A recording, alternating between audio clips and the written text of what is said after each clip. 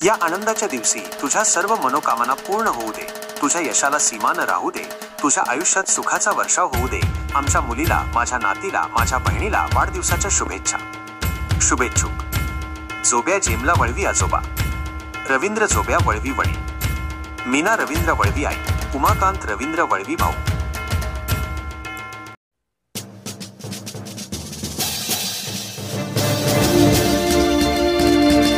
सातपुड्यातील पारंपरिक लाहा पद्धत आजही उपयुक्त, सामूहिक श्रमातून सामाजिक सलोखा।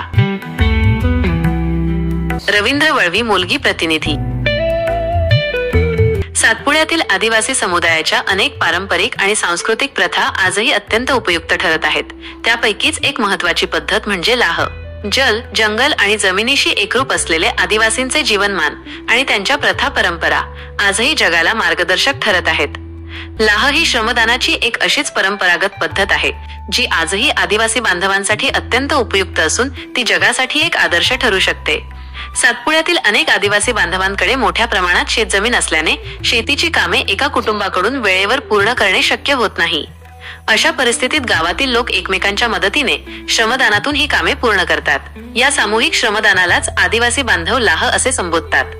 आदिवासी समाजातील अनेक कामे लाह पद्धतीने केली जातात, ज्यात घर बांधणी, शेतातील पेरणी, निंदणी आणि कापणी या कामांचा समावेश आहे।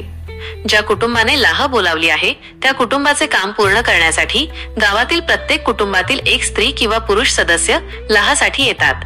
काम करत असताना महिला आपल्या बोलीभाषेत विविध गाणी म्हणतात, ज्यामुळे हे काम आनंदाने, उत्साहात आणि सामूहिक वातावरणात पूर्ण होते।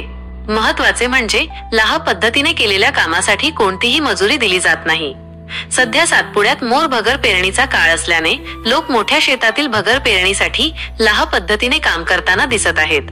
ही पद्धत आता लुप्त होण्याच्या मार्गावर असली तरी जुन्या जाणत्या लोकांनी ती टिकवून ठेवली आहे।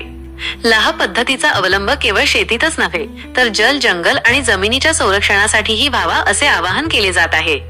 आजच्या पिढीला लाह पद्धतीचे महत्त्व समजावे यासाठी परिसरात काम करणाऱ्या संस्थांकडून दरवर्षी जनजागृती केली जात आहे। या पद्धतीमुळे सामाजिक ऐक्य, स्नेहसंबंध वृद्धिंगत होतात आणि वैचारिक देवाणघेवाणही होते। लाह सारख्या अनेक गोष्टी सामूहिक सहभागातून साध्य होतात।